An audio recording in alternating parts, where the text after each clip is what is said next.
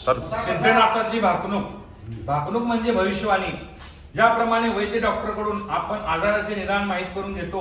अनुकूल प्रतिकूल ग्रह पाहण्यासाठी ज्योतिष ज्ञानाचा सल्ला घेतो, त्याप्रमाणे रोगराई, पाऊस, पीक पाणी इत्यादी गोष्टी जाणून घेण्यास शेतकरी वर्ग उत्सुक असतो। काही जत्रेमधून ठराविक देवस्थानातून भाकणूक घडवली जाते, ती बहुतांशी बरोबर उतरते, त्यातील भावार्थ ज्ञान मात्र उलगडले पाहिजे। यावर्षी मृगाचा पाऊस धोका देईल, कोरडी कुरी मिरवावी लागेल, रोहिणी समुद्र सपाटी भरपूर होईल, कोकणात पेरे साधतील,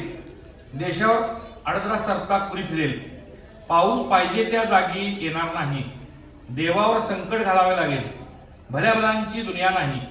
धर्माला विसरू नका, मी गर्व करू नका, रावणाची दुनिया पाताळी गेली, बळीची दुनिया चालू झाली, बळी पाताळी जाणार धीर सोडू नका, राजा जोंधळा दुर्मिळ होईल, सांगतो ते ऐका, माणूस तांदूळ दान देतो,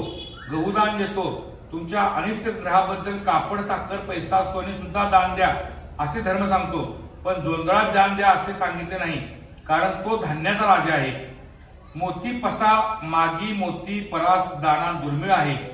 कारण तागडीचे पारडे उरपाडे झाले, नीतीने वागा, देव तुम्हाला कमी पडू देणार नाही, जनावर निर्मूळ होईल, दूध तूप महागेल, उशाशी शिदोरी तुमची म्हणू नका, आला दिवस सुखाचा माना, तांबडी मिरची नासाडी होईल, हिरवा राजा भरपूर होईल, मागचा पाऊस अवेळी होईल, तंबाखूचा बंबाखू बनेल, खळ्याच्या काड्या 5 म्हणतात 3 राहतील, पिवळे फूल मुबलक होईल, राजा पैसा मागेल, पैसा दुर्मिळ होईल, देवाकडे साकडे घाला, धर्म सोडू नका, पायाला दगड जागेवर राहील, भगवा झेंडा मिरवेल। एवढंच दिले।